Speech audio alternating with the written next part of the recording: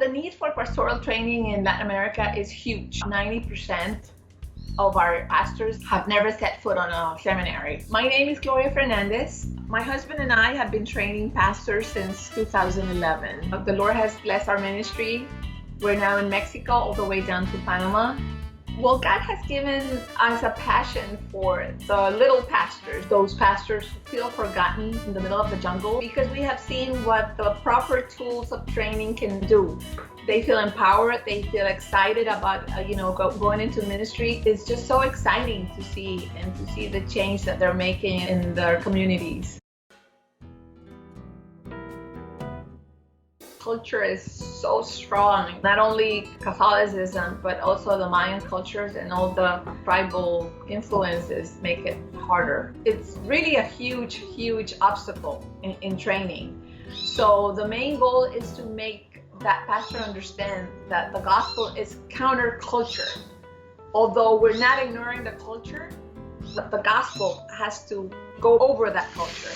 Once we understand the gospel has to take priority, we have seen an explosion in their ministries. They're unstoppable. Some of these pastors live so far away in remote areas. That's why we have to make it a priority to provide a nearby center, a nearby class where they can get the right training.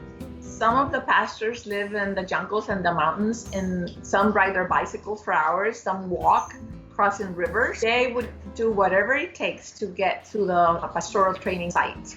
I had a pastor from Mosquitia jungles of Honduras who would travel 29 hours to get to our main training center. 17 by boat on a river until he got to dry land, and then the remaining hours by bus. And he was always on time. It just blew my mind away, the dedication. And he only missed one class because the river was dry.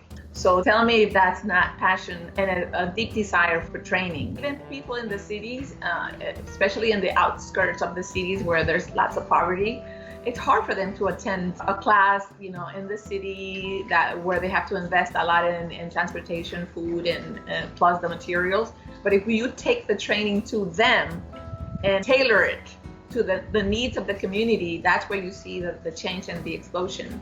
So the desire is there, and so we need to make it easy as possible. Our satellite model was born out of the great need for training, especially in the faraway regions of our country. Because of the lack of resources, the way that we saw that we could multiply ourselves was through satellite classes, which we call classes by extension. At the beginning of our ministry, we had one training class, which was limited. We could only train a certain amount of pastors. But then later we saw that the need was so great, and God gave us a strategy through one of our teachers. And so what we did was choose the brightest and the pastors that had the teaching capabilities, and through them, then we multiplied in their communities more pastoral training. That way the multiplication was really exponential.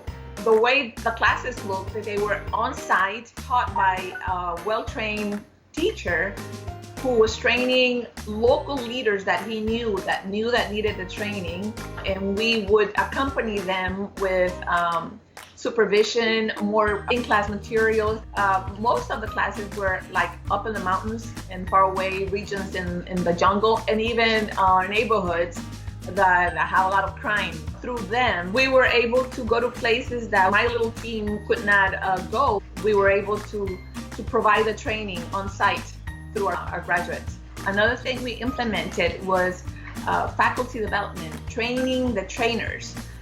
This allowed us to train our pastors well, so that in turn they train others in their communities.